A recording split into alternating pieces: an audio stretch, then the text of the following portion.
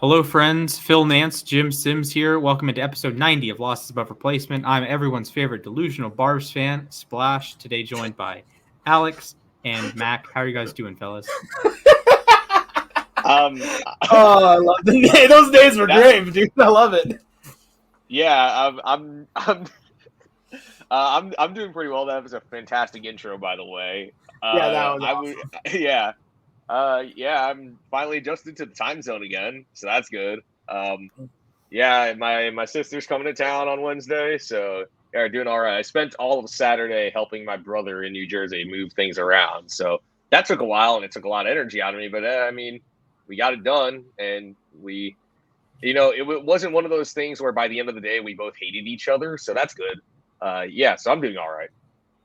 Yeah, I respect it. No, I'm doing good over here. Been an interesting weekend. Seattle finally won a series, so now I can, especially with Brian Woo's good out, I think I can now do Brian Woo! So, fun times, and I'm just excited that the team is playing at least somewhat okay now.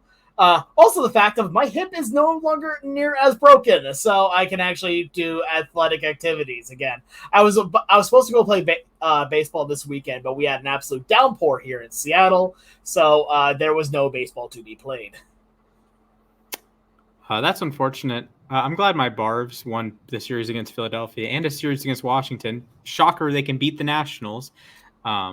I'm in Maine right now, so if you notice the background, we are not in our usual recording spot. We have a nice view of nature to the outside, and my Wi-Fi is going to be crappy. So if I'm cutting in and out, please send your complaints to the Maine Department of Transportation.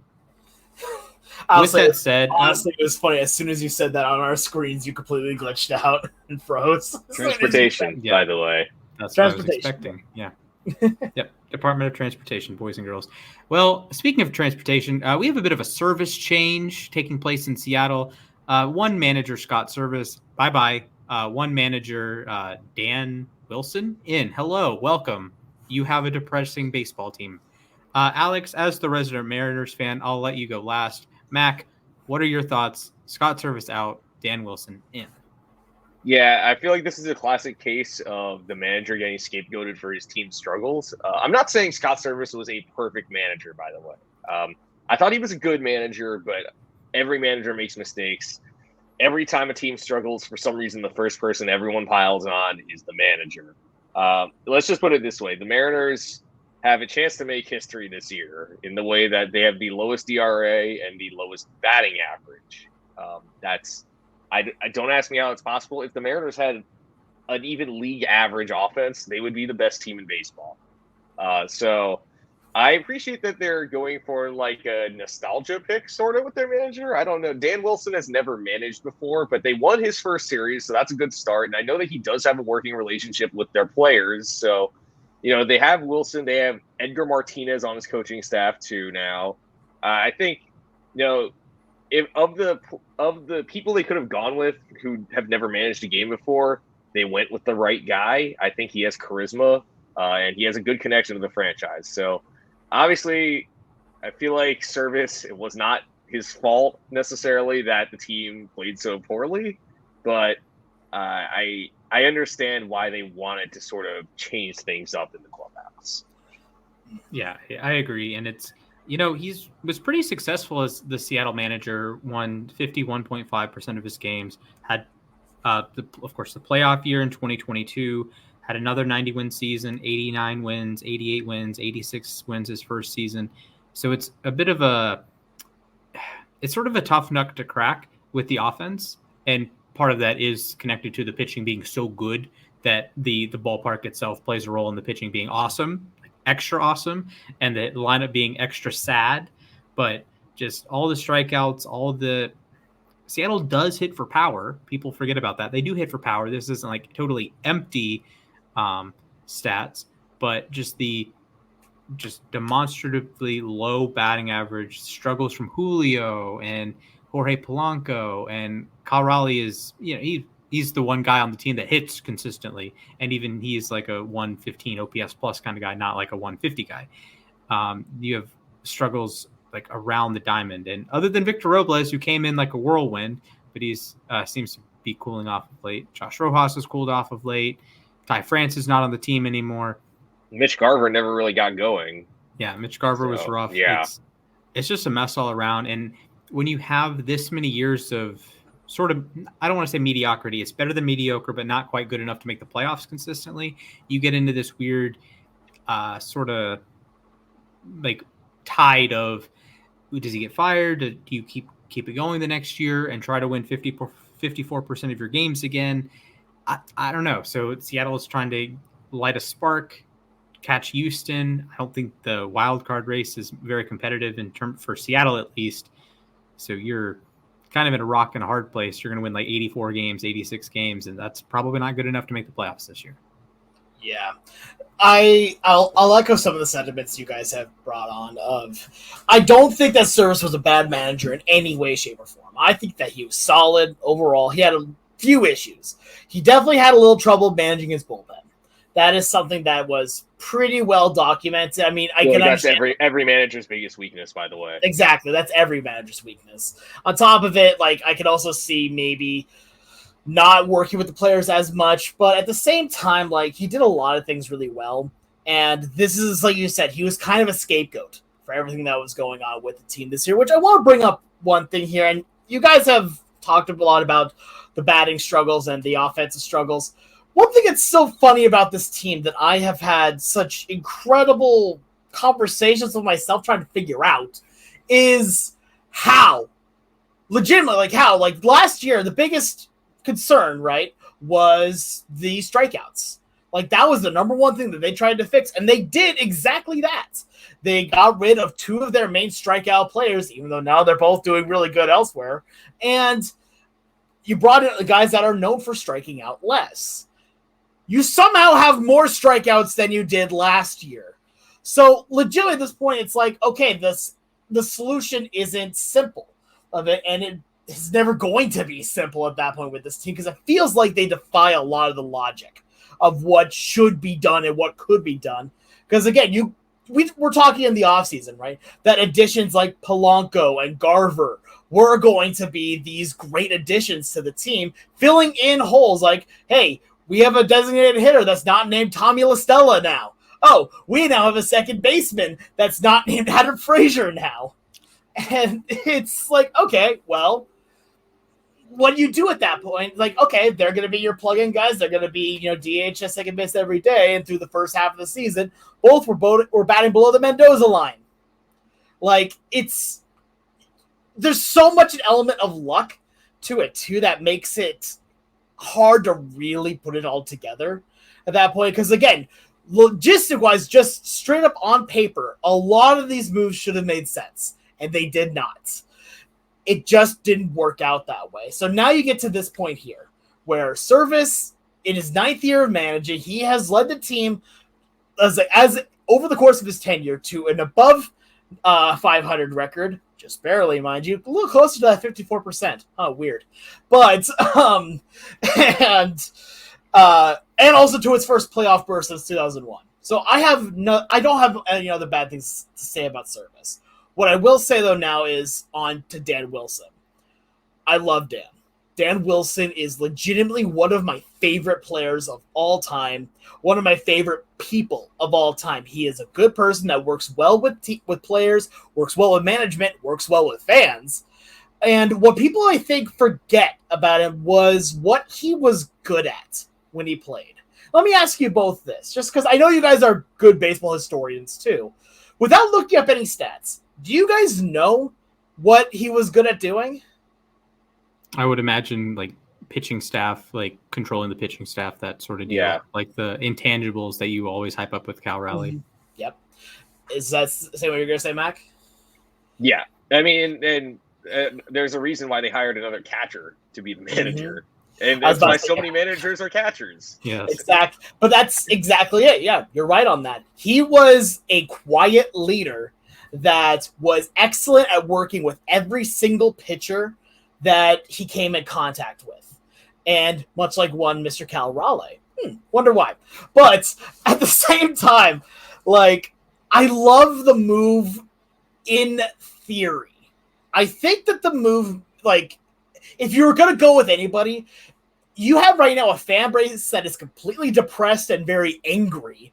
You have a team that is not playing up to snuff, and you can't do anything about ownership, so you go to management next. And by management, I mean the manager. And so that's what ended up happening here.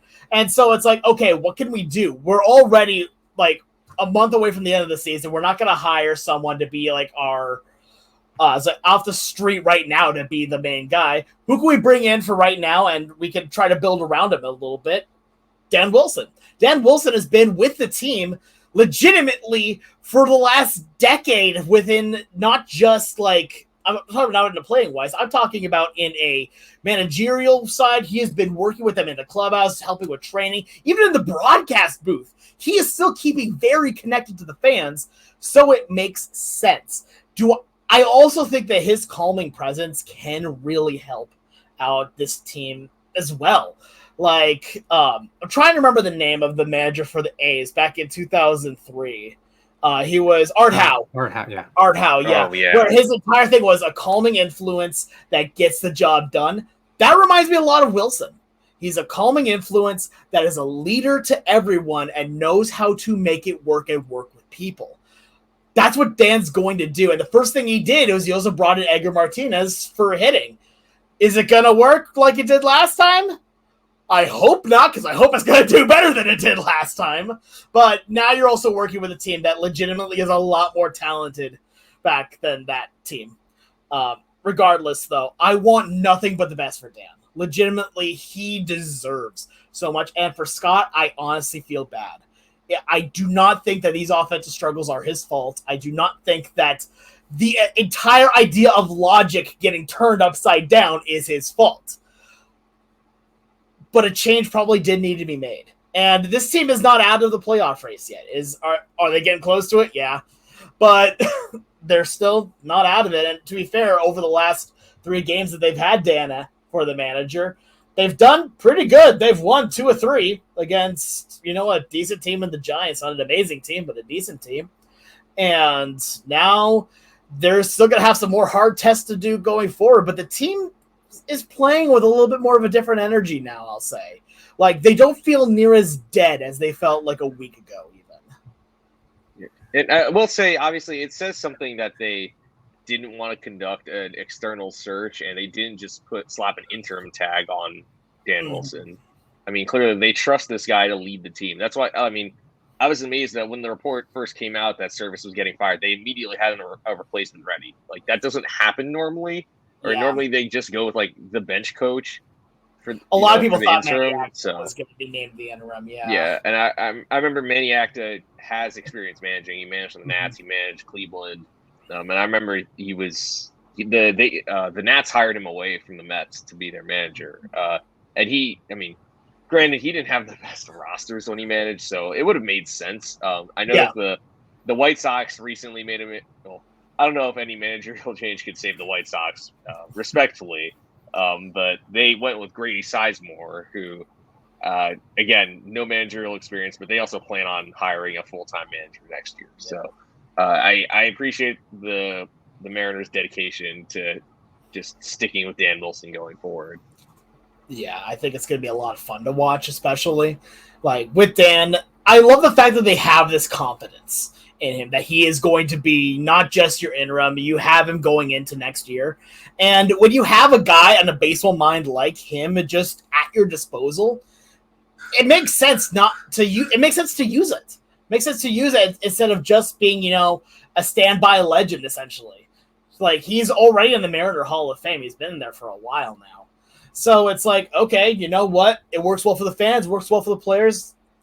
You got nothing to lose. But I will say there was definitely a little bit of a loss of respect on just outright firing Servais. I've read an article that they had decided to fire him like a week before they did, which I'm not going to say is bad. What I'm going to say is like, okay, cool. Now they have time to look for someone to make it work. My biggest problem was that Servais found out over social media. That's the worst way. That was the worst part of it. And I understand, the press has got to do their job too, but come on. You got to give a little bit of flack to Dipoto and ownership for somehow letting this leak before it actually happened. Like, the Servais found out just like the rest of us. We woke up and we saw the news. And then he calls Dipoto and he's like, wait, we're having a meeting today, aren't we? He goes, yeah, you saw social media? He goes, yeah. Like, ugh. Yeah. Yeah, well, one thing I do not have any confidence in, unlike the Mariners, is this American League most valuable player race. Aaron Judge versus Bobby Witt Jr., folks. Aaron Judge has already hit 50 home runs. We're not in September yet. And Bobby Witt's over here on pace for one of the greatest, if not the single greatest shortstop season in MLB history. So, fellas, I'll start with you, Alex. Your American League MVP pick. Who is number one on your ballot? It's tough. I'm going to be real honest with you. It's real tough. But I have to go with Aaron Judge. Like, I really want to go with Bobby Witt because I like that he's playing shortstop, a much more needed position than outfield. But look at what Judge has done on this season. I made the comparison a little bit ago that he is a video game player brought into the real world with everything that's about him.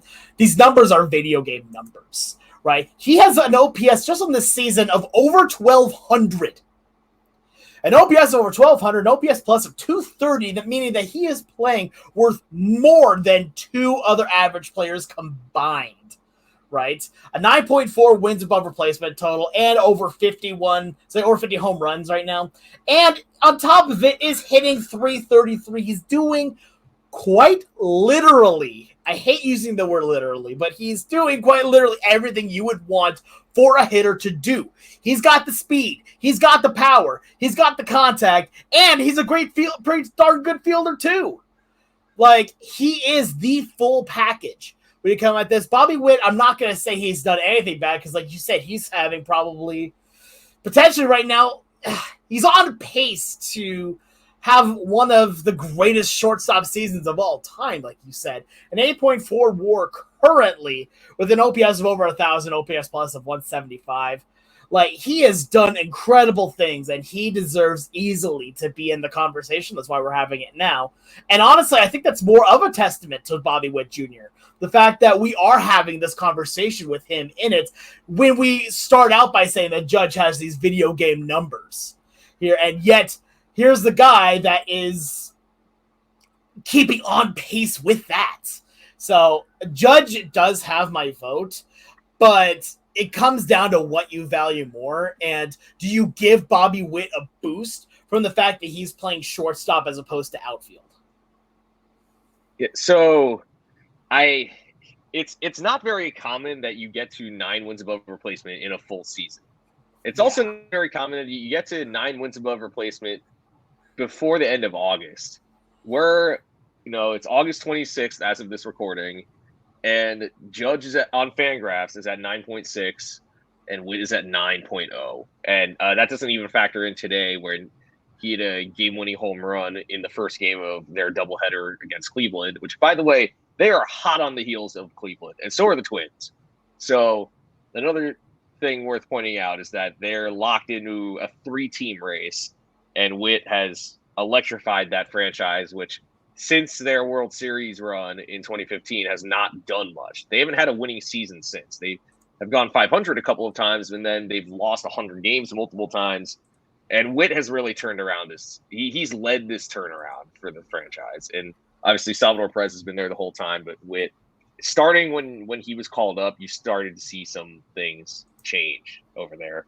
But I mean, I can't look past Judge and his 226 WRC plus.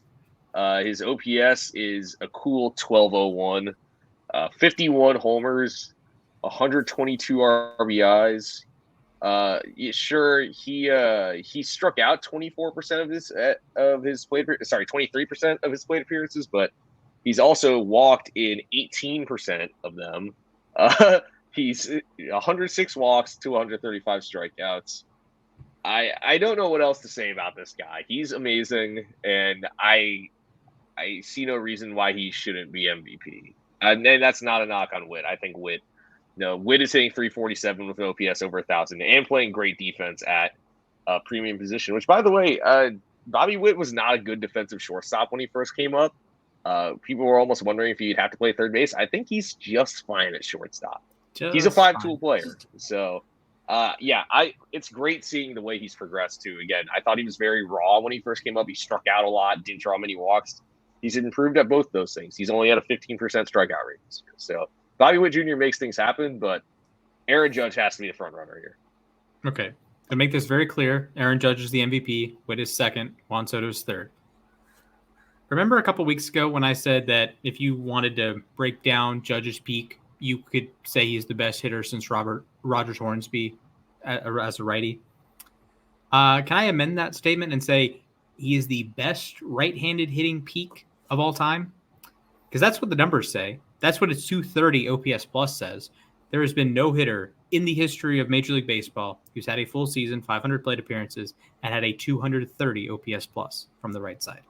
There have been a couple lefties. Their names are Babe Ruth and Barry Bonds. Righties? I heard those guys are already in baseball. Yeah, they're Well, pretty I heard good. one was on roids and one played in an era where it didn't matter. So it's always He played against off-duty plumbers. I was about to say So I mean, what does it really matter? That's a good point. Babe Ruth probably played, 200 pitchers in his career, while Aaron Judge has probably hit against 200 this season. But Exactly. a 230 OPS plus. For those at home counting, that is 130% better than the league average hitter. It's all right, yeah. Consider for a moment, when he was having his down April, that was still technically above average considering the run environment. He's slugging 736. There are good MLB hitters this season who have an OPS of 736, and they're okay with that. What's Luis Ariza's OPS right now? It's right around that, I'm pretty sure. Yeah, right around 736. It was 709 entering the series this weekend. So. Yeah, so just think about that for a moment. Luis Ariza is considered to be a good hitter. Aaron Judge has a slugging percentage that is better than or equal to Luis Ariza's OPS. Different hitters, I'm aware, but Aaron Judge is hitting 333. He's getting on base 46.5% of the time, which I couldn't even do in MLB Power Pros, frankly, because you can't draw walks in that game. He's drawn 106 walks. He has 30 doubles, which, by the way, is a career high. So he's not just a home run merchant. He is an everything merchant. And that's what makes Aaron Judge so special. Yeah. He's already scored 104 runs, his third time over 100. He's already driven in 122 runs. He's 6 for 6 in steals, by the way. So if you want to play up the base running angle, he's 6 for 6 in steals. He plays a solid enough center field. He's not great. He'd be better in right field, but that's okay. He plays center field for the New York Yankees, continuing the legacy started by Ruth, continuing through to the DiMaggios and the Mantles and the Bernie Williams and the Curtis Grandersons. Yeah, he's in that group. Yeah. So Aaron Judge is the most valuable player. Bobby Witt is a baller. He especially balls out at Kauffman Stadium, but you can win an MVP down the line, pal. It might be the best shortstop season that we will see for a long time. The last, the one that I go to is Cal Ripken in 91. He played every game, had 11.5 WAR. Another personal favorite, Archie Vaughn in 1935. He had 9.8 WAR, had a 490 on base percentage. I don't think Bobby Witt's doing that anytime soon, but regardless, a historic season from Bobby Witt, an all-timer from an age 24 shortstop. But Aaron Judge might be the best right-handed hitter in the history of baseball. It's like, that's the thing that's so weird to say is that I think you're right. Like as much as like not career. I'm not saying he's better than Albert Pujols. I'm not saying he's better than Hank Aaron. But I'm saying he peaked higher than Pujols and he peaked a lot higher than Henry Aaron. Yeah. Like the guys that I always think of when I think of like right-handed amazing hitters are, you go say guys like Hank Aaron. And the one that recently like really pops in my mind more is Willie Mays. And it's like the fact that right now Aaron Judge is peaking at a level that is higher than those guys. We talk a lot about guys that have generational talents, right? We talk about the guys that are truly redefining the game. Aaron Judge is doing exactly that. He is redefining the game by being as good as he is. Like, and that's what's so funny right now. And that's why, like, I'm still a little sad that Ohtani is not in the American League right now, purely because I want to, like, the debate between those two is legendary, like about who is the better player, who is the better baseball player. Ohtani has the pitching, as well as great hitting, and Judge is just generationally great, generationally amazing. We may never see another guy hit the way that we see Aaron Judge is doing right now. Yeah, he's not one dimensional like you were saying, Splash. I mean, yes, he's hit 51 homers, but he's also hitting 333, and there's a non-zero chance he could still win the Triple Crown. Yeah. If Bobby Witt didn't play his home games at Kauffman, where like the batter's eye is like this God's gift to batter's eyes, maybe it's, and the National League, the Triple Crown might be like 310, 45 homers, 120 RBI. Well, the American League, it's going to be like 350, 60 home runs, 100. There's a non-zero chance Aaron Judge drives in 150 runs this year. Yeah, and that hasn't happened in a long time. Matt Olson had a ridiculous RBI season last year, and he was at 133. 136, right? Yeah, we called that insane. Yeah, 136. I'm trying to. I don't even remember who the last 150 RBI season was. I think he was. Was it Manning? I know that he had 165 one year. I know Melvin Moore drove. Is it? No, not Melvin Moore. Miguel Tejada drove in 150 1 year with Baltimore. Bananas. That is and I know that Ryan Howard, the year he hit 58 homers, drove in 149. So, like, I look, and I'm not even a proponent of the RBI statistic. I have bickered with my dad over this about whether the RBI is a good statistic, but it's still, you have to acknowledge it sometimes. And last one was A-Rod in 07. He had 156. Oh, yeah, 156. Yeah, because he had 54 homers that year. And did it all natural, by the way. Shout out to Jose Canseco. Yeah, shout out to McGuire. Who follows me on Twitter now. So yeah, I saw that. I was like, oh my God. My goat, Jose Canseco. I hope I see you in September. One of the things I do want to bring up here, Mac and I were talking about this pre-show, right? And that is that the pace that Judge is on home run wise right now. Like, we talked about how he was about ready to set the Yankee record. He set the Yankee record for home runs, right? He's doing better this year now. And we still have a month to go, a month plus. So do we see him shatter his own record? And then at that point, do you think it's a possibility that, maybe gets closer to the single season overall home run record? Like, I know that's a bit more of a pipe dream, but right now we're looking at the guy that is the best right-handed hitter, like at peak wise, potentially of all time. Is it possible? Like, the one problem I see, real quick before you go, the biggest problem with it is that baseball itself will not let him do it. We saw what happened last year when he was going for the Yankee record here, where ESPN and MLB would switch every broadcast to his at-bats here, which was so stupid. But the pitchers just started walking him, like saying, nope, I'm not going to be part of this. Nope, I'm not going to be part of this. They refused to pitch to him. So that's the only reason why it wouldn't happen. But if pitchers decided to pitch to him, it's possible. Yeah, I was going to say he's not going to break Barry's 73 home runs in a season record because pitchers have egos. And pitchers have easily bruised egos. So I don't think he's going to get enough pitches to hit, sadly, to hit 22 home runs or 23 home runs to break the record in the next month and a week. So I'd love to see that. That would be like absolute cinema. Imagine the OPS, unless he pulls an Ohtani. I think I've mentioned it, but Ohtani's hitting like 209 this month, but has 9 home runs and 12 steals. So it's like normal Ohtani month, but it's his worst OPS month in 2 years. So if he does that, then I suppose the numbers won't be ridiculous. But if he has like a normal Judge, like if he hits like 320, has like a 470 on base and hits 22 home runs, it's like a 1,000 slug or something like that. That would be something for the ages. Yeah, that it would be. Like, at that point, like, do you just crown Judge as the greatest hitter at that point? Like, I think at that point, like, the fact is you could have that conversation, I think. If he does set the home run record, like... He's within, like, sniffing distance of the greatest single season offensive season. Yeah, he's within sniffing distance. I don't know if he gets there. Like that's a lot. Like it's still like a good 30-point jump to where Barry was in the early 2000s and even a couple of Ruth seasons. But like though to be fair, like Barry did it. He didn't do it, in the full season. He had a little help. Okay. But, I mean, shout out to Jose Canseco. Okay. Listen, I got into a Twitter discussion with one Wes Clemens. Good follow on Twitter, by the way. Bear down, go Cats. I want to see Barry Lamar Bonds play modern baseball. I just need that so bad. Dude, he would be insane. Yeah. I don't care what he gets pumped with. Just put him back. I want him to face Aroldis Chapman. I want him to face Josh Hader.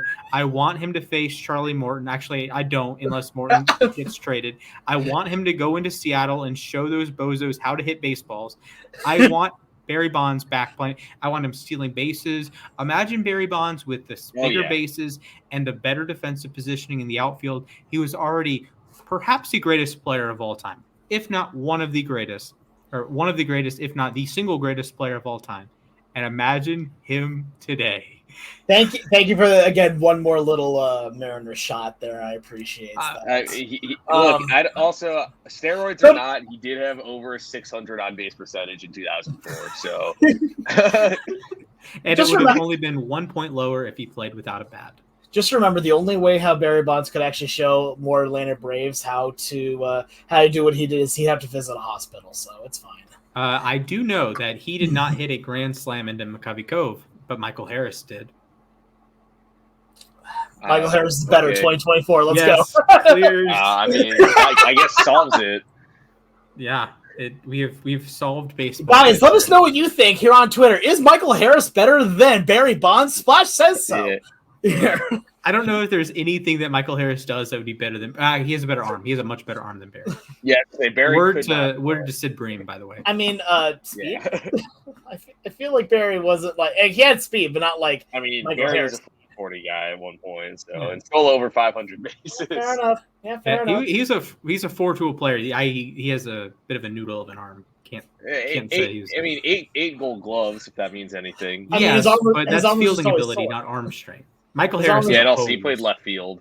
Yeah, his arm was just always sore for one reason. He always had cuts in there for some reason. I'm not sure why.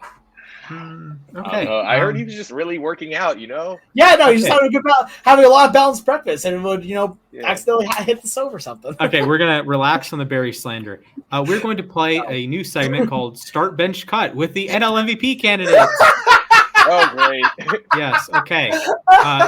We have 4 candidates. That was a really good segue there. I enjoyed that. We have 4 candidates. I sadly was vetoed, and we are not mentioning Marcell Ozuna, so obligatory Marcell Ozuna mention. But we have 4 candidates. I would like you to rank them. We have Shohei Ohtani, Ketel Marte, Francisco Lindor, Ellie De La Cruz. Please rank them. So, wait. There's 4 for start bench cut. Double cut. Okay. Scissors have 2 shears. They do, in fact, have 2 shears, but they need both of them to cut one thing anyway. Yes. Anyway. I do not care about your logic here today. I mean, the problem is that's fine. It doesn't really matter, considering the fact that my logic is apparently very wrong because I thought the Mariners were doing right things in the offseason. So, that's fine. Anyway, regardless. I'll go first on this one. My start is Ohtani. Like, I wanted to say Lindor. I really wanted to say Lindor because the defense as well as good hitting. But then I look more at Ohtani's hitting stats, and the fact that he has a WAR 6.6 this season and 175 OPS as a designated hitter. As a designated hitter is honestly incredible. Batting just shy of 300 as a power guy. He's going to be the MVP. Like, I think he deserves to be the MVP at that point. He has an on-base percentage right now of 378, slugging 615, and an OPS just shy of 1,000. I mean, the dude is doing incredible things. Also, by the way, when was the last time you saw a designated hitter steal 40 bases? Never. He broke his own record, by the way. Exactly. So that's what I'm saying, is that he's the only reason why we're having this discussion is because he's not pitching. Like, that's what I'm going to say. If he had these stats, you would not have near as much stolen bases. I'll give you that. But if you had these hitting stats and he's pitching, this is not a conversation. He is the front runner, and then we're talking about, again, who is the true MVP between Ohtani and Judge. Again, like we have for the past 3 years. But regardless, so I'm starting Ohtani. I am benching Lindor. Lindor's had himself an incredible season, and I really wanted to put him as the MVP, which that just means that by default here, Ellie and Ketel are cut. Though I'm going to be honest here. I think that Ellie De La Cruz has the ability to become basically the next, I'm not going to say Aaron Judge, but I am going to say he's going to be the next biggest superstar. Watching the way how he plays the game, he has incredible hitting talent, incredible stolen base talent. The dude's got legs here. He just needs to iron out a few more parts of his game. Give him another 2 or 3 years. He is going to be a superstar. Yeah. So it's tough because on Baseball Reference, it makes it look like Ohtani just, dusts Lindor, especially in the wins above replacement category. But on Fangraphs, Lindor is actually ranked ahead of him in WAR. Here's what I'm going to say in defense of Lindor, which is that he plays strong defense. He has 27 homers and 25 steals too. And he's really been the leader of this team. And I would say that without Lindor, the Mets would not even be remotely competitive. He's the guy. He called the players only meeting back in May when they were really at their lowest point. And he's been consistent ever since that really bad start to the year where he was 1 for 31. He's been one of the best players in baseball. And then he's been even better since Carlos Mendoza moved him to the leadoff spot. So I'll say that about Lindor. Realistically, though, I am having a hard time not saying Ohtani is the MVP. He's a 40-40 guy. Even with his weird month, he's hitting 292. He's slugging 615. He's, I believe, leading the NL in homers and OPS, at least as of the last time I checked. So I'll just confirm that right now. And yes, he is. By the way, he's leading with a 993, and that would be 4th in the American League. Speaks to the talent gap. With Ketel Marte, I feel like Marte could potentially be above Lindor if he stayed healthy, but unfortunately he's missed the last couple of weeks, which puts a crimp in his candidacy because he's having arguably the best year of his career. And he was the spark plug for the D-backs who got off to kind of a slow start, but they've been the best team in baseball in the second half. The NL West as a whole has been a juggernaut, but so I have to go. Ohtani would start, Lindor would be bench, and then I have to cut Marte and De La Cruz. And the tough part is that De La Cruz, like you were saying, definitely has the potential to be an MVP caliber player. I mean, dude, he hits for power. He has stolen over 60 bases already. If he needs to work on his strikeouts big time. He leads the majors in strikeouts, but he's a switch hitter who plays a solid defensive shortstop. And he can run like the wind, and he can hit the ball 500 feet. So he checks all the boxes except for the strikeouts. So he's a tough 4th place in this race. Yeah, like you guys have said, Ohtani's the MVP. I do think it's a bit of a shame that it is definitely a shame that both Mookie Betts and Ketel Marte have gotten hurt this season. Betts was having a very good offensive season while playing shortstop, sort of in the Bobby Witt mold, but not as good defensively. But if he had just played average shortstop, he's probably right there with Ohtani, if not better in WAR purposes. And then Marte getting hurt, that was a real bummer because you look at Ellie's stats, you look at Lindor's stats offensively, and it's just not the same as Ohtani, of course, and it's not even the same as Marte. And there's like a gap. And Marte's been an elite defensive player at second base, and has been a very good hitter, like a top 5 hitter in the National League. And I have an easier time making the argument that can chase down Ohtani with that ancillary value with the defense, right? If considering Ohtani is a DH. But with Lindor and Ellie, they have to make up even more ground because they aren't even as good of a hitter as Marte is. Marte's been in the 140s, 150s OPS plus wise, Ellie and Lindor in 120s, low 130s at times, and Ohtani's in the 170s. So if that gap was smaller, if Lindor was at a 140 or 150, I might vote for Lindor. Or if Ellie was in that 150 range or 140 range with all the stolen bases, I might vote for him. But I have Ohtani 1. He would be my start. I'm actually benching Ketel Marte, at least until he loses some more games here because he is hurt. Lindor 3. Marcell Ozuna 4.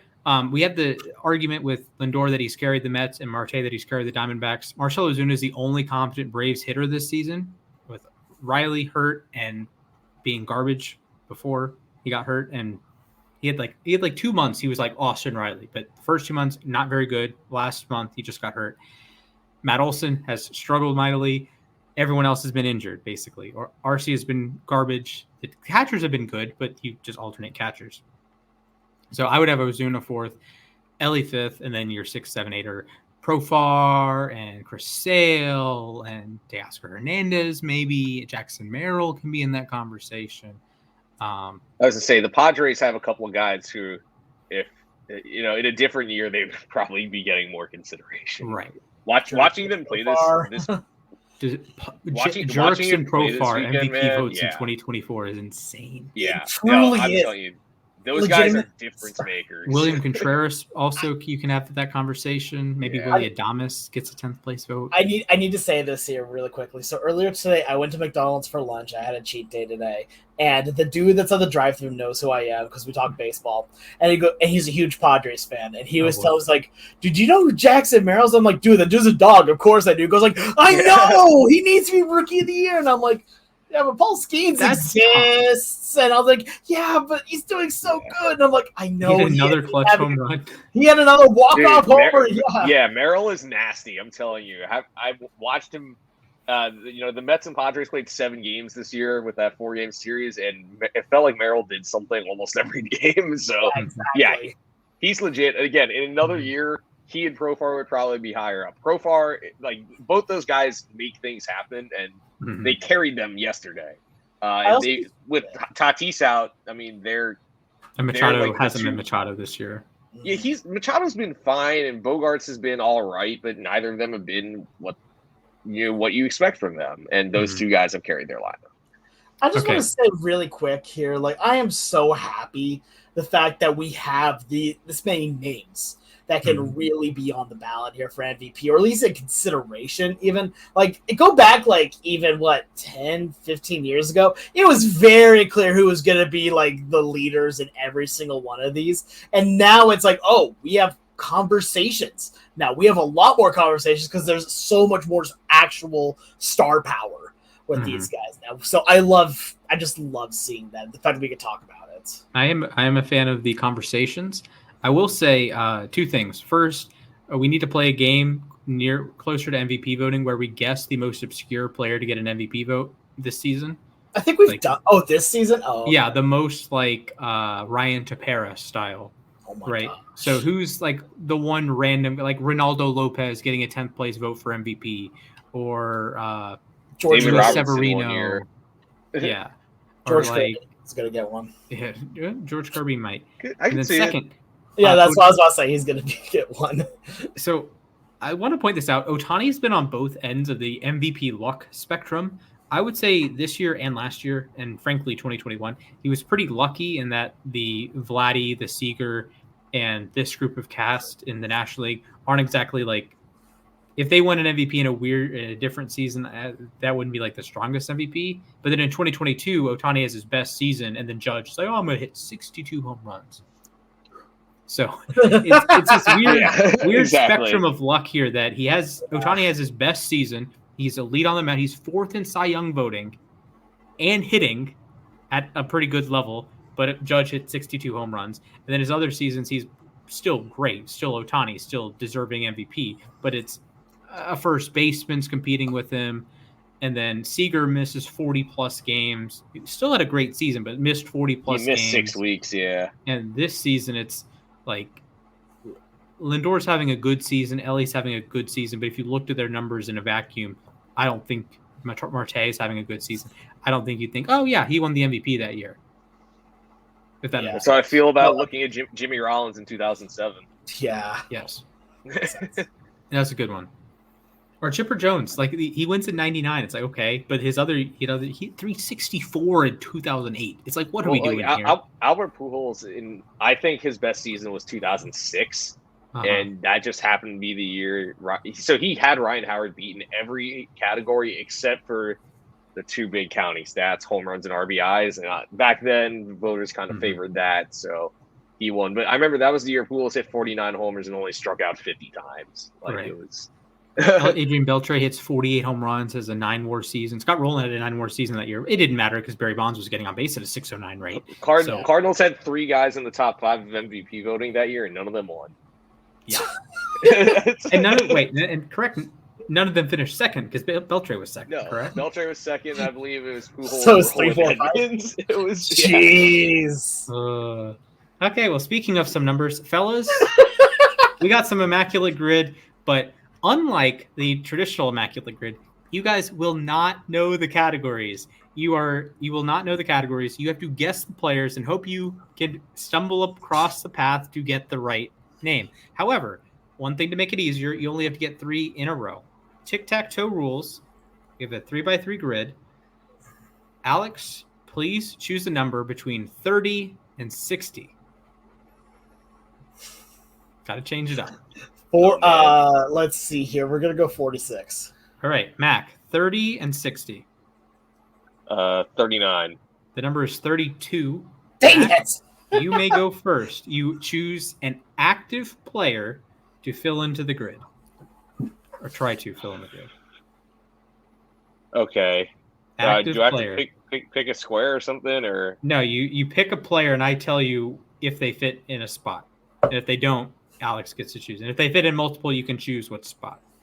All right, I'm going to go with I'll go with Tyler Glasnow. Tyler Glasnow is not a valid answer. Okay. Alex. All right. Time to go with my favorite Immaculate Grid legend, Rich Hill. All right. I got to look up Rich Hill so I know what teams he played for. Oh, God. Man. He's played it'd be for hilarious half if he the didn't league, play man. for... Wait a minute. He might not have played for any of these teams. Oh, no. He is not a valid answer. No! He somehow... Wait a minute. Whoa. He literally vagabond. played for no... Oh, take that back. He did play... Okay, never mind. He does not qualify for this grid. That's man, that's brutal. Yeah. Okay. Good job, Alex. I'll go with another sort of vagabond type player. I'll go with Charlie Morton. Charlie Morton is not a valid answer. Man, Is Eduardo Escobar still playing? He's not on the roster this year. He's not bold text on Baseball Reference. So please choose a different player. Okay, let's see here. I'm gonna go with. I was just talking about him earlier. Let's go Adam Frazier. Also, while we're on the subject, shout out to Joey Votto. Great career, pal. Yeah, 100%. Yep. Yeah. I will say, he put out a tweet that broke my heart earlier. He was the day that he retired. He got in a cab to go somewhere. I think it was to go to the ballpark, and they asked him, "Hey, are you a player?" And he goes, "No." That was that one made me tear. Also, you guys saw Johnny Cueto got a standing ovation from the Royals. Yeah, I did. That was awesome. I got chills from. I didn't even get the audio. I'm like, I didn't even know he was active. Yeah, he's on the Angels. Yeah. All right, Mac, your selection, sir. Wait, you didn't tell me if mine made it or not. What was your player? Oh, Adam Frazier is not on the board. Okay, Mac. Okay, again trying to think of some vagabonds. I'm going to go with Mark Canha. He's kind of bounced around a few teams now. Mark Cannacorn is not a valid answer. Man, we are struggling. All it takes is one. Then you have something to jump off of. I mean, not really, because at that point we're just like, oh, Good I point. wonder how it's going to work from here. Yeah, I wonder how this guy's connected. All right. Yeah. Alex. I'm trying to think of other guys I know that have that bounced around at least in decent bits. Let's see. Let us see. Okay, instead of picking one, if you're in multiple spots, I'll just give you the multiple spots. Ooh, that's tough. I like that. Okay. Yeah. Okay, that's fine. Yeah. I'm gonna go with Abraham Toro. Abradolf Toro is unfortunately, is not a valid answer. Ah, you baited me. You baited me. His own baseball reference page baited me. So, Mac, back to you, pal. Okay, I'll go with Jorge Soler. Jorge Soler is not a valid answer. Man, what in the world? We are struggling, Mac. Okay. We are struggling. All right, Alex, I'll give you one more guess, and I will give a hint, I guess. Okay, sounds good. Let's go with. I'm trying to think of just like random relievers that have been around to a number of different places. Yeah. Tyler Thornton. That is a name I did. Tyler Thornton? Oh, sorry. Wait. Yeah, no, the Maryland reliever. Trent Thornton. Thank you. Trent Thornton. Trent Thornton is not a valid answer. Yeah, all right. I didn't think so. All the categories are MLB teams. So there's no stats, there's no awards. Yeah, I figured. I figured they're that just MLB teams. All right. Mac. Okay. Oh man, wait. I had a name on the tip of my tongue like a second ago. Let me go with David Robertson. David Robertson. I can confirm he is on the list. Yes, let me just count to make sure how many teams. Okay. So he is, oh my God, that is the wrong size. All right. He is in the middle column, bottom row. Middle column, bottom row. No, just middle column, bottom row. Just that one square. Oh, that one square. Gotcha. Yeah. Okay. Yes. So I'm on the board. You are on the board. Okay. And all right. somehow only once because he played for like 10 teams. Or 8 teams now. All right. Alex. All right. I'm going to go with a guy that's... Oh, wait. Is he still... I think he's still playing. Is Wade Miley still playing? Wade Miley. I think he had Tommy John surgery. But he he's is out for the year. Yes. He is out for the season, but he is an answer. So, Alex, you are in the top left. Nice. I'm on the board. Maybe make sure he's not in any more spots. Yeah, top left. Good job. Okay. I'm going to go with Craig Kimbrell. Craig Kimbrell. I should know his teams off the top of my head, but I will check. He's played for like 9 teams. He is not on the board. I'm going to go with what was his name? I just lost it. It was Kurt Casale. That is a name. I just remember that he's been on a number of different teams and he just played Seattle. He was the catcher of the Giants. Yes. He also was on Seattle, I think, for like a minute. He unfortunately is not an answer. Dang it.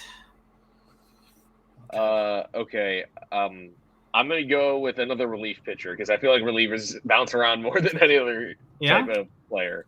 So I'm going to go with Matt Moore. Matt Moore. That's a good one. Once the top prospect in baseball. Yes. Matt Moore is a answer. He is in the middle square. Oh, wow. Oh, I'm in trouble now. Okay. All right. So, Mac, if you can manage to pull the top middle, you win. Okay. Yeah. It's that simple. You win. If you can pull the top square, you win. Okay. All right. Alex. I got one here. But Alex can block with the middle square, too. Yeah. I'm going to go Jurickson Profar. He's playing Jurickson Profar. He bounced about to get an MVP vote, plural MVP votes this season, is not a valid answer. Dang it. I can win it. All right. Yeah, okay. Back to McCorkle. I am going to go with Luke Raley. Luke Raley. I love him. I didn't realize he played for the Dodgers. It's not a correct answer here. Oh, that's right. He did come up with the Dodgers. But yeah, okay, gotcha. All right. Alex. Okay, let's see here. I'm actually still trying to figure. Okay, let's go with. I'm trying to think of just the other. You know what? Austin Voth. Austin Voth. If he's not an answer, that just gives me more reason to not like him. He is not an answer. More reasons to not like. Okay. I was at pal. his big league debut, so I know what team he came up with. Yeah, gee, I wonder why. Sure. Yeah. All right. Okay. Mac. Back to me. Okay. I'm going to go with Pete Fairbanks. I know he came up with a different team than he's on Pete right now. Fairbanks. One of my favorite sound bites in baseball. Yeah. He is not a valid answer. Yeah. All right, Alex. Remind me on this one. I think it's right, but Jordan Lyles? Jordan Lyles, known innings accumulator. Yeah. Jordan Lyles is a block. What a Yes! call. What Let's an go! unbelievable moment, Alex. Let's go! Here's the block. Does he But now I have a winning spot in top now right. You have to aim for the top right to win the game. Oh Mac my needs God. a block. Unbelievable poll. Jordan Lyles. What? Right. Okay. Mac. I did not realize he was on the Dodgers now. Okay. Oh, shoot, is he? What? Yeah, he's in the minors for the Dodgers. Oh, wow. All I right, know he got Mac. cut. It is back to you. I know what I want my next pick to be. I know what I want my next pick to be. Brooks Raley. I don't know, man. Okay, Brooks Raley. He is not a valid answer. All right, Alex, for the win. I guess technically anything can be for the win because you could get multiple, but for the win. This is accurate. Oh, I just lost the name I was gonna say. Oh, there it was. I don't. Hopefully, Baseball Reference still has him, although now he's in Japan. I'll go with Dallas Keuchel. Dallas Keuchel did pitch this season, so he's a valid. He's a valid enough. He is not. Whoa! He no longer has a spot available. He was good in the top middle. So I double blocked Matt then. Cool. Yes. Yeah, he was good at the top middle. Okay. All right. Can you remind me really quick, if you don't mind, what answer did I give that gave me top left? Wade Miley. It was Wade Miley. Okay. Yes. Okay. God. Okay. I'll go with. I'm just trying to think of journeyman players at this point. Okay, I've got my next one then. I am going to verify that there isn't a player that fits this criteria. I'm going to go with Travis d'Arnaud. Travis d'Arnaud. Since he's been around the block. The GOAT. He should play third base for the Atlanta Braves. The Travis d'Arnaud, unfortunately, is not a correct answer. Ah. All right. And yes, there is a valid answer for the top Is there right. only one? No, there's a couple. Okay. A couple notable players.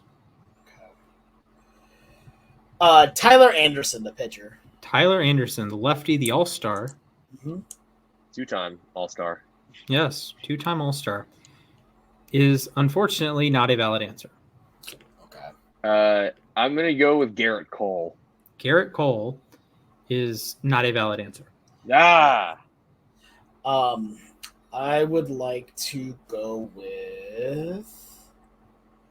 Oh, you already said David Robertson, didn't you? Yes. You're looking for Yeah, they gave Mac bottom middle. Gotcha. Okay. Trying to think of other pitchers that have just been around a bunch of places, or utility guys that are still around at least. Justin Turner. Justin Turner Oh, God. is not a valid answer. No. I thought We're gonna for sure need- that was going to... That's tough, though. I thought He's for better sure than that me. was going to So, put me away. ask me at the end, and I'll circle back and tell you why it's tough in particular. But I see. go ahead, Okay. Mac.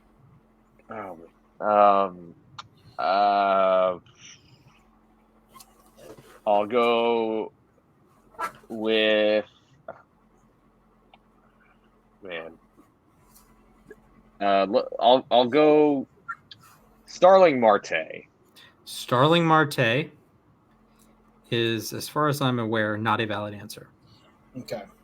So I don't think this is cheating. This is just fun. Looking through baseball cards I just have on my desk here. So now I'm going to go with one Max Scherzer. Max Scherzer is not a valid answer. Dang. Mac.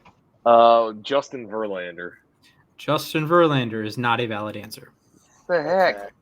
Thank you for choosing players that I know all of their teams without having to look them up. Yeah. You're welcome. I'm going to go with... That might not be a good way to win the game, but fair enough. No, fair. Let's go Josh Hader. Josh Hader is not a valid answer. Okay.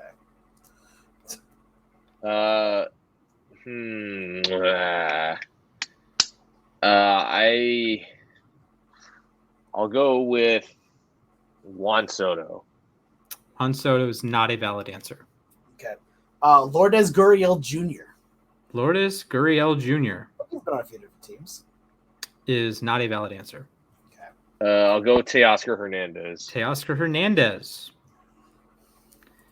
is not a valid answer. Hold on, let me grab more baseball cards. And of course, you're tied, so we can't even like. One of you has to get a next one. Yeah.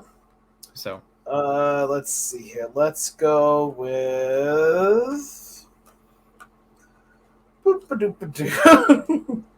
Avisail Garcia. Has he been on multiple teams? I think he has. Known Marlins garbage man Avisail Garcia is not a valid answer. Okay. Man, I'm running out of names all of a sudden. So am I. So am I. George Springer. George Springer. He's only played for 2 teams. I don't know. Is not a valid answer. Okay. Carlos Rodon. Carlos Rodon is not a valid answer. What the heck? What are these teams? All right, I have my next guess ready. Okay. I said Ryan Presley. Oh, Ryan Presley is not a valid answer. Okay. Drew Smiley. I do not want to talk about Drew Smiley ever again. Known Barbs player. He is just got cut by the Cubs. Not a valid answer. Okay.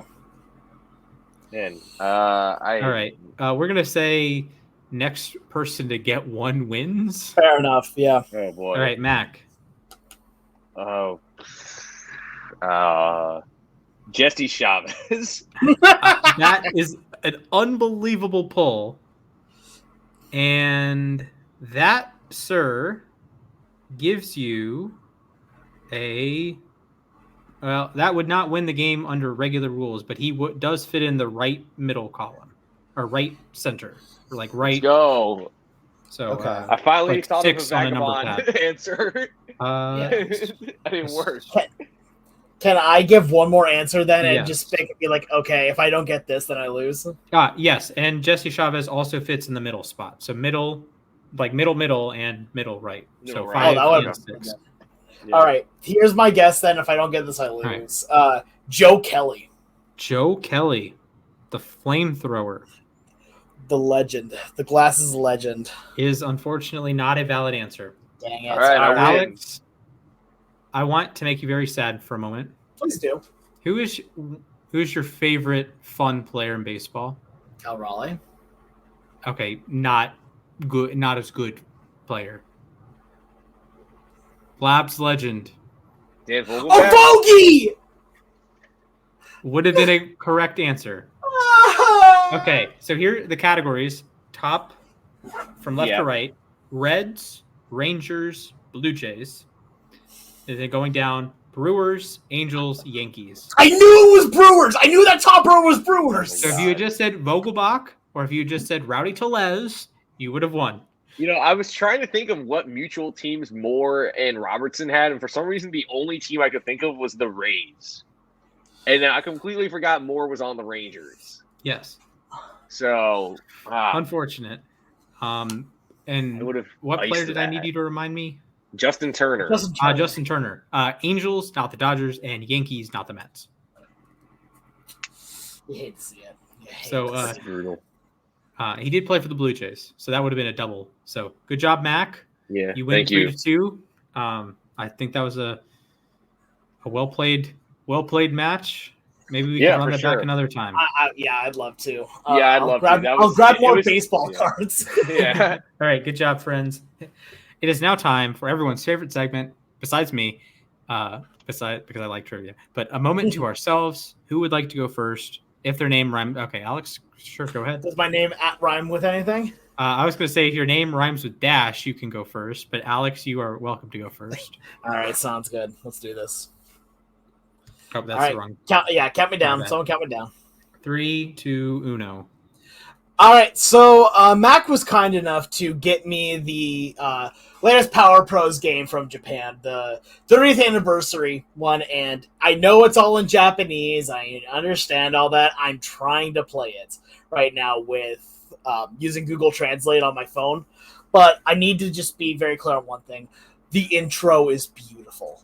If you just want to go and honestly shed a little bit of a tear after seeing something beautiful, go watch that intro. It is absolutely fantastic. It talks about how the series has been around for 30 years. That's right. I am as old as MLB or as Power Pros baseball is at this point.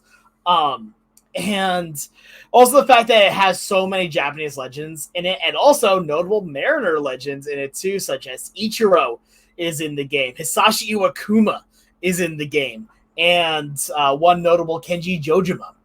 But I have one plea I need to bring on this.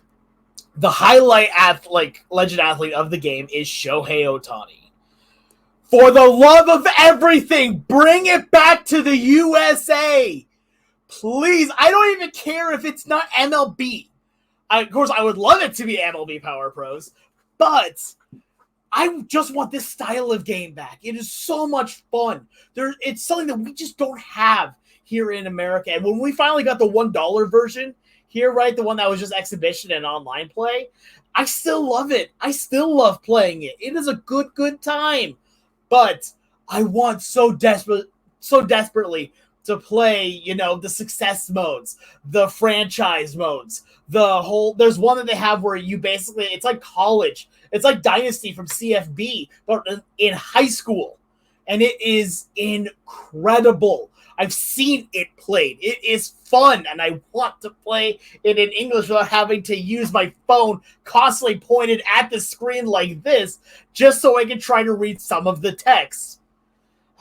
Please, Ohtani, I know you're not going to be listening to this as much as I love it. Would love it if you were.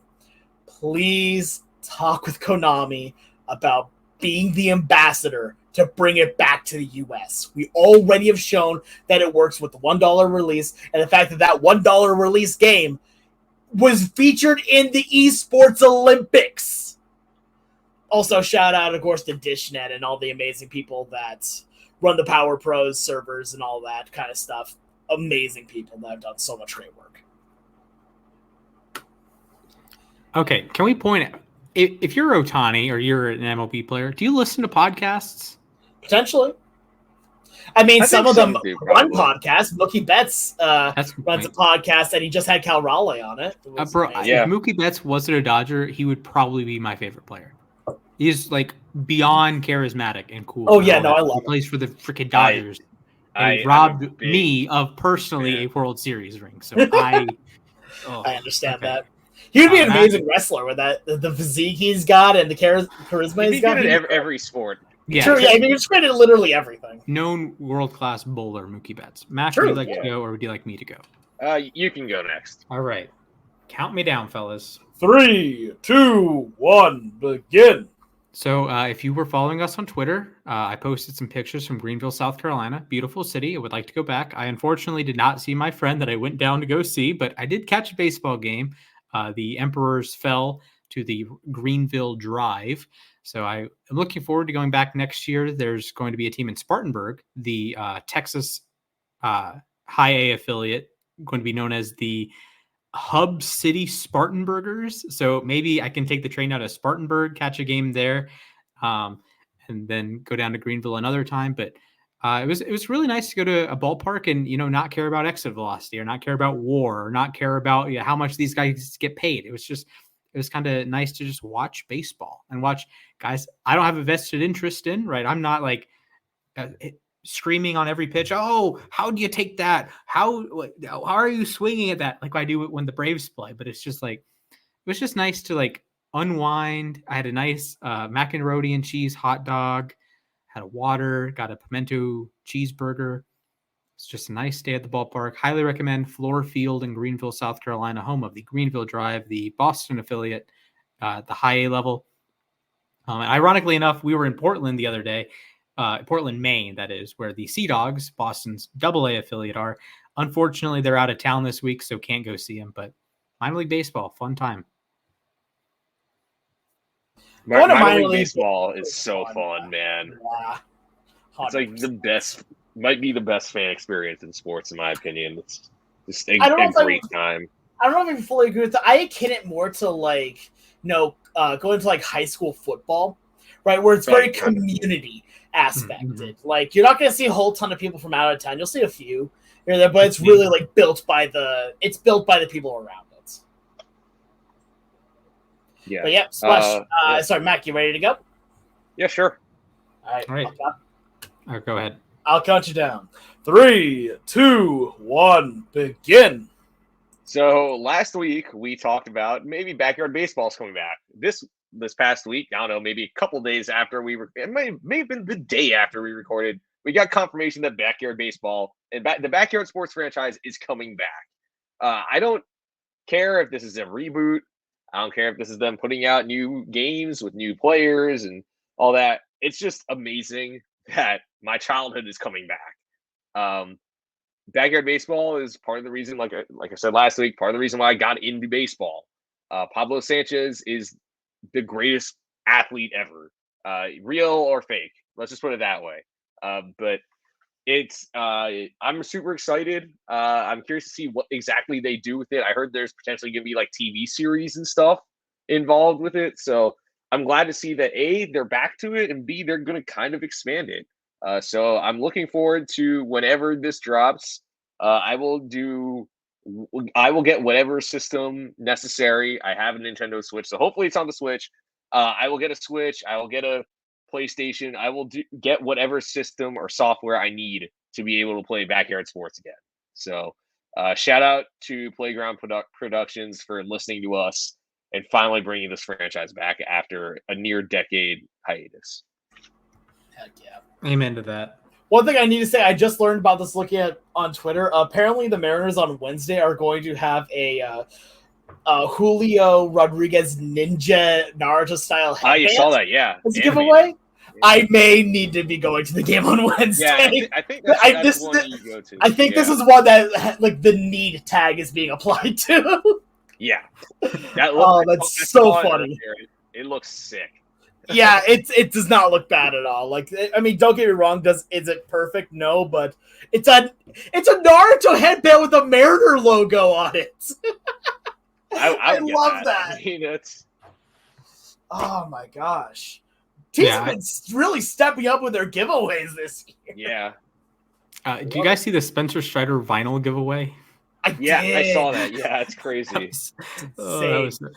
As much as I love the Braves, I love the behind the Braves folks too. It's like everything slaps. It's the social media account's great. They had Brandon Godden and CJ Nikowski at a Waffle House predicting what the guys on the team would order. It was like, oh, Spencer Strider, he's vegan, so he'd probably get toast and hash browns and just be on the. He's vegan? I didn't know that. Yeah, he's vegan. Oh wow. Yeah, well, given he's the most. We'll leave it at that. Anyways, what are your Waffle House orders, fellas? I like to get All-Star, man. I don't have Waffle Houses here in Washington. Good point. Though to be fair, the last time I did go to one, it was waffles, hash browns, and bacon. Okay, I got a grits bowl. With orange juicy drink or tea. I got a nice coffee. That's solid. So what else is solid? Following us on Twitter at LAR_baseball. You can follow us on Instagram at LAR_baseball. We have a YouTube page. You might be watching it on YouTube. Drop a like, drop a subscribe, drop a comment. Tell us, what do you like? What do you not like? We want to hear you. We want to interact with someone. Sometimes one of us is lonely. That's me. So get some notifications there to my phone, please. Thank you. If you're listening on Spotify or Apple or wherever you find our podcast, drop a 5-star review. Tell a friend. Tell your mailman we have a baseball podcast. We appreciate it. If you want to follow us individually, you can follow me at Mr. Splashman19. If you want to follow Alex, that's at the Sports Guy 242. If you want to follow Mac, it's at Mathias_A_K. And with that said, remember, folks, Alabama, Alaska, Arizona.